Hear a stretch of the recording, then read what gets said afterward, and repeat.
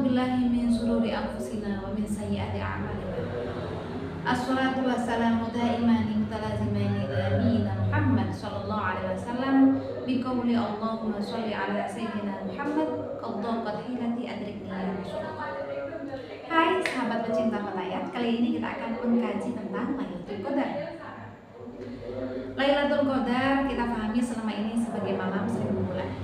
Namun agaknya betul dawuh salah seorang duriyah dari Kiai Haji Mas'ud Faqih, yakni Ning Hajar Musyafa'ah, setiap bulan Ramadan adalah kesempatan kita untuk memperbaharui pengetahuan tentang shaum, tentang nuzulul Quran, tentang Al-Quran, bahkan tentang Lailatul Qadar. Karena sejatinya seorang mukmin yang paling baik adalah yang terus bertambah kebaikan setiap harinya. Kali ini tentang Lailatul Qadar kita akan membahas turunnya Al-Quran menurut ulama tafsir. Dari sana kita akan memahami bagaimana kita menggapai Lailatul Qadar. Jadi teman-teman, sahabat cinta fatayat, bahwa Al-Quran itu menurut ulama tafsir diturunkan dalam 3 tahap. Tahap yang pertama masih berupa kalamullah, diturunkan ke Lauhul Mahfuz.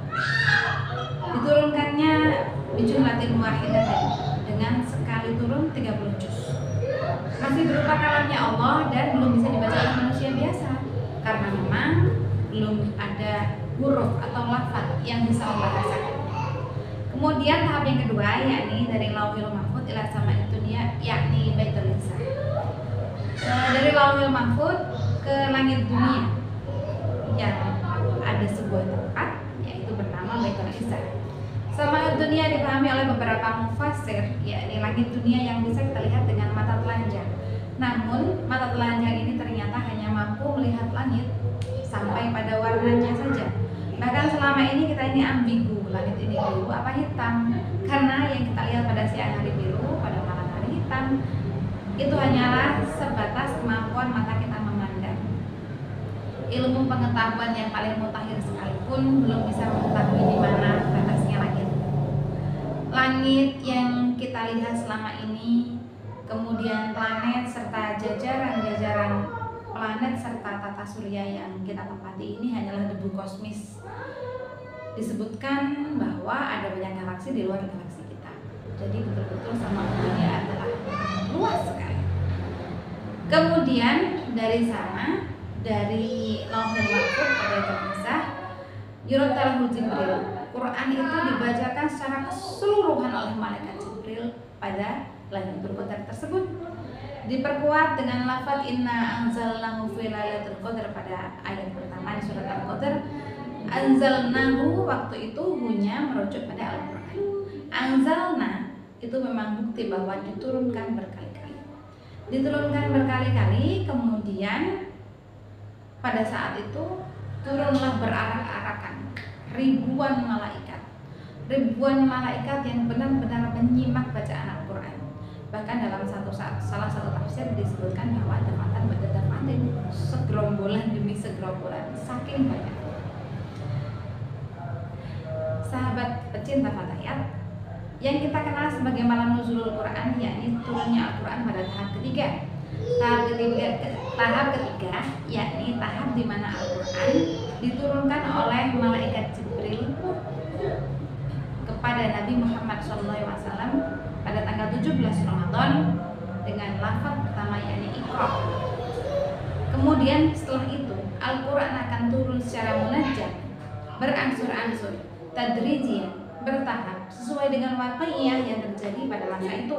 Semisal memang ada masalah muamalah, maka akan turun ayat tentang muamalah.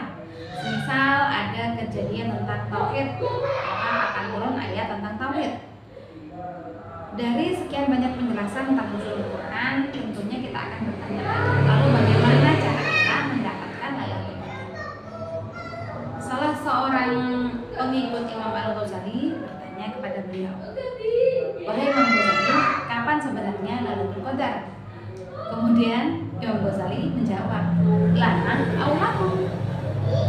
Lailatul Qadar yang kamu maksud itu untuk saya atau untuk kamu? Kemudian apa bedanya? Katanya penanya tadi. Imam Al-Ghazali menjawab bahwa indana fi kulli lailatin min syahri Ramadan wa Lailatul Qadar. Jadi setiap malam dalam bulan Ramadan, baik ganjil, baik genap, tanggal 1, tanggal 2, tanggal 21, 25, semuanya Lailatul Qadar. Kenapa? Karena dalam pandangan Imam Al-Ghazali bahwa setiap malamnya Ramadan adalah nuzulur rahmah, turunnya rahmat. Pendapat ini juga diamini oleh beberapa salafun sholih dengan perumpamaan semisal kita melihat kolam dengan semisal ada 1 atau 2 ikan koi yang warnanya menarik hati buat kita di antara ribuan ikan koi. Cara paling simpel mendapatkannya adalah dengan menggunakan jaring yang besar, diambil semuanya. Kalau seandainya diambil atau dipancing hanya ikan tadi, belum tentu kita dapat. Karena apa? Tingkat probabilitasnya sangat kecil di antara ribuan ikan di kolam. Sejalan juga dengan doa yang disampaikan oleh Habib Umar bin Hafid pada bulan Rajab, Allahumma barik lana fi Rajab wa Sya'bana wa ballighna Ramadana wa hasil ma qasidana wa ighfir lana dzunubana wa inni ala siyam wa inni ala qiyam wa inni ala tilawatil Quran. Jadi para salafun sholih ini tidak hanya terfokus pada alamat-alamat atau tanda-tanda alam pada saat kejadian Lailatul Qadar. Beberapa ulama menyimpulkan Lailatul Qadar dengan redupnya suasana, angin yang berembus dengan lembut memang betul, karena beliau-beliau sudah mengalaminya. Tapi Habib Umar bin Hafid mengajarkan bagaimana kita menghadapi bulan Ramadan. A'inni ala siyam, ya Allah, tolonglah aku dalam berpuasa. Puasa ini maksudnya betul-betul menjaga diri, betul-betul menghindari diri dari perkara yang tidak hanya mubtilatus shaum, bukan hanya perkara yang membatalkan puasa, tapi juga mufsidatus shaum, perkara yang merusak pahala puasa. Semisal sholat tidak melaksanakan sholat fardu, puasa tidak melaksanakan sholat fardu, puasa tetap jalan tapi tidur seharian sampai menunggu waktu berbuka. Akhirnya apa? Perumpamaan yang disampaikan oleh Neng Imas Lirboyo adalah seperti kita mencuci baju yang kotor dengan air kencing. Ya entah hasilnya seperti apa. Kemudian selanjutnya wa inni alal qiyam, ya Allah tolonglah kami untuk menjaga malam-malam kami, alal qiyam, untuk qiyamul lail, untuk berdiri di malam-malam bulan Ramadan. Jadi betul-betul bahwa esensi bulan Ramadan itu selain puasa juga qiyamul lail. Itulah kenapa Allah membuat kebijakan sahur, supaya kita itu kalau diajak makan tuh bangun tuh gampang. Nah, ada waktu, setelah itu ada waktu imsak. Itu untuk apa? Supaya kita ada waktu untuk tahajud, supaya kita terbiasa bangun di sepertiga malam. Selanjutnya wa inni ala tilawatil Quran. Nah, betul, karena apa? Baik Lailatul Qadar, baik nuzulul Quran, dan baik kitab-kitab samawat yang lain, Zabur, Taurat, Injil, Suhuf Ibrahim, semuanya diturunkan pada bulan Ramadan.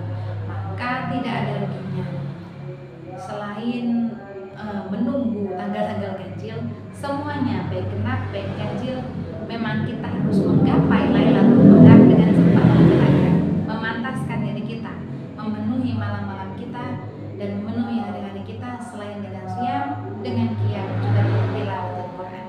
Mungkin itu yang mau saya sampaikan, sahabat cinta Fatayat. Terima kasih atas perhatiannya. Sampai berjumpa di lain kesempatan. Wabillahi taufiq wal hidayah. Wassalamualaikum warahmatullahi wabarakatuh.